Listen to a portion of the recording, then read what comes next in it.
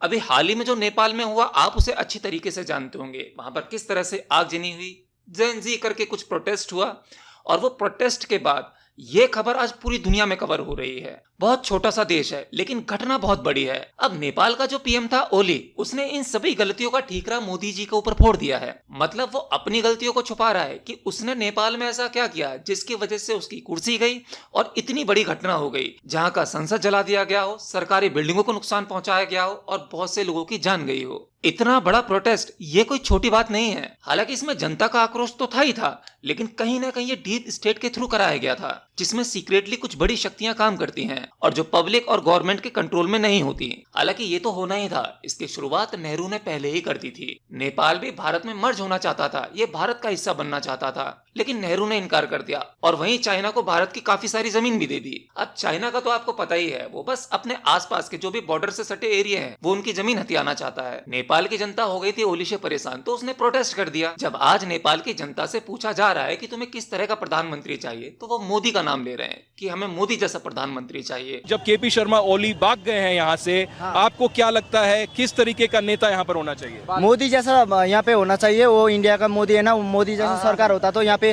पूरा थोड़ा कुछ आगे जाता। नेपाल भी कई देशों ने जान लेते। अब हम इतना ही नहीं, कई देशों को मोदी जैसा प्रधानमंत्री चाहिए। तो इसमें तो नो डाउट भारत में बहुत कुछ बदला है, भारत की शक्ति बदली है, भारत ने परिवर्तन किया है।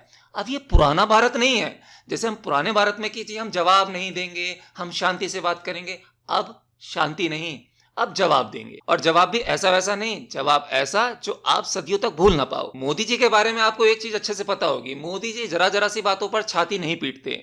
जैसे अपोजिशन है ना, कोई छोटी सी बात को मुद्दा बनाकर अपनी छाती पीटने लगता है, पूरे देश में दुनिया में ढिंढोरा पीटने लगता है कि देखो ये हो गया और वो हो गया। मोदी जी को गाली भी दी जाती है, वो चुप रहते हैं, वो ऐसे जवाब नहीं देते। उनके जवाब में, या मैं कहूं उनकी लाठी में आवाज नहीं है, लेकिन चोट गहरी पड़ती है। अब इस प्रोटेस्ट में ओली की कुर्सी तो जानी ही थी, उसे पता था, उसकी जान बच गई, ये काफी है। लेकिन कहते हैं ना कि खिसियानी बिल्ली खंबा नोचे। अब ओली क्या कर रहा है, इन सभी चीजों का जिम्मेदार मोदी जी को बता रहा है, और उसके चलते भारत के हिंदुओं पर हमला किया जा रहा है। जी हाँ, शायद आपको पता होगा, अभी भारत से एक टूरिस्ट बस गई थी काठमांडू पशुपतिनाथ जी के मंदिर दर्शन करने के लिए। तो जो टूरिस्ट थे वहां से दर्शन करके वापस आ रहे थे, बस यूपी नंबर थी तो पहचानना बहुत आसान था कि बस कहाँ की है। तो कुछ लोगों ने बस को देखते ही बस पर पत्थरबाजी शुरू कर दी, बस की विंडो के कांच फोड़ दिए, और जो बस में यात्री बैठे हुए थे जो वहां से दर्शन करके आ रहे थे, उनका सामान लूट लिया, उन्हें लूट लिया गया। उनके जो बैग थे, उनके पास में जो कैश था, मोबाइल फोन थे, वो सारे के सारा छीन लिया गया। अब आप क्या सोचते हो कि मोदी जी इस पर चुप बैठेंगे?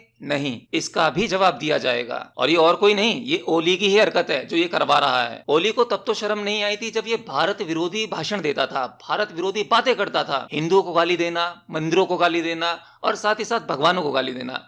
एक बार भगवान राम के बारे में भी तो कुछ कहा था कि वो वहां पैदा नहीं हुए, यहाँ पैदा हुए, ऐसा करके कुछ। तो जब इस तरह की हरकतें करोगे तो उसका खामियाजा तो आपको भुगतना ही पड़ेगा, क्योंकि आप जो फसल बोगे वो आपको काटनी ही पड़ेगी।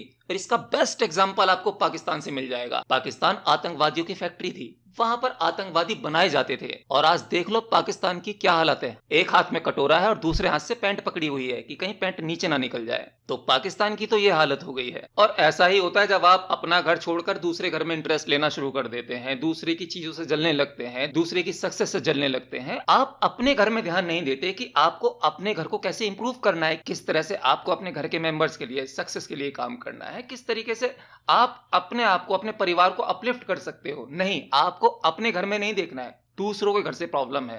तो ऐसा ही होता, पाकिस्तान के साथ में भी यही था कि इंडिया इतनी अच्छी तरक्की क्यों कर रहा है।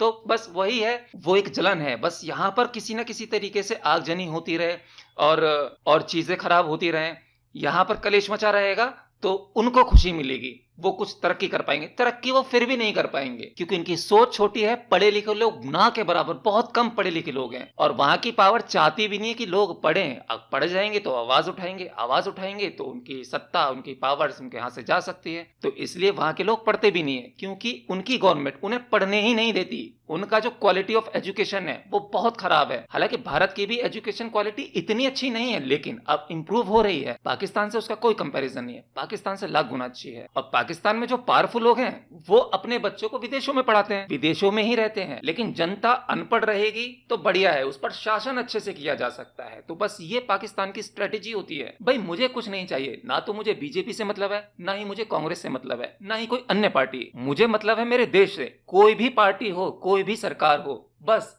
एक ही बात कहे कि देश सर्वोपरि है। आप देश हित में बात करोगे, मेरे देश के बारे में बात करोगे, तब तो मेरे लिए वो गवर्नमेंट अच्छी है, अदरवाइज कोई भी गवर्नमेंट अच्छी नहीं है। आज भारत को दुनिया भर के देश जान रहे हैं, मोदी जी के नाम पर जान रहे हैं, तो कुछ तो बदलाव हुआ है। ऐसे बहुत से काम हैं जो देश हित में हो रहे हैं, और हमारे देश भारत में जो इस तरह का प्रोपेगेंडा फैला रहे हैं कि किसी तरीके से एंटी भारत अभियान चल जाए, कुछ ऐसी एक्टिविटी हो जाए, ऐसे प्रोटेस्ट हो जाए, अरे नालायकों, कम से कम थोड़ा बुद्धि का इस्तेमाल करो। आज जो सोशल मीडिया है उसको इस्तेमाल किया जाता है। आप केवल ये देखो कि मेरा देश हित पहले है, और भारत में अगर कोई इस तरीके की हरकत करता है, ये तो छोटे छोटे देश थे, यहाँ पर इस तरह की घटनाएं हुई, हालांकि इम्पॉसिबल कुछ भी नहीं है, लेकिन मैं एक बात बता दूं, ये भारत है, पहले वाला नहीं है, न्यू भारत है।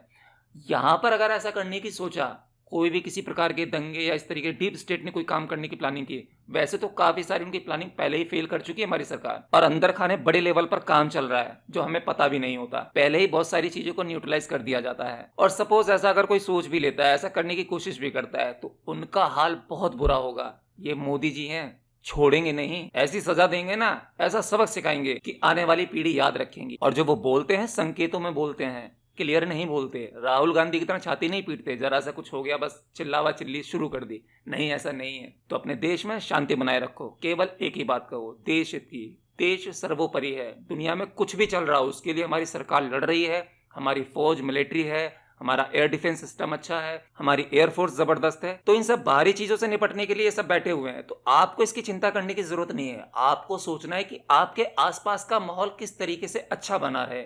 बस कोई भी संदिग्ध एक्टिविटी हो उसमें खुद इन्वॉल्व ना हो, उस एक्टिविटी को गवर्नमेंट को इन्फॉर्म करें। बाकी इस समय तो अभी दुनिया भर में काफी गर्म माहौल है, तो अभी इतनी आसानी से ठंडा नहीं होगा। अभी बहुत सारे नए अपडेट आते रहेंगे, जियोपॉलिटिक्स में नए नए कांड होते रहेंगे, तो वो आपको अपडेट देता रहूंगा। तो बस आज के लिए इतना।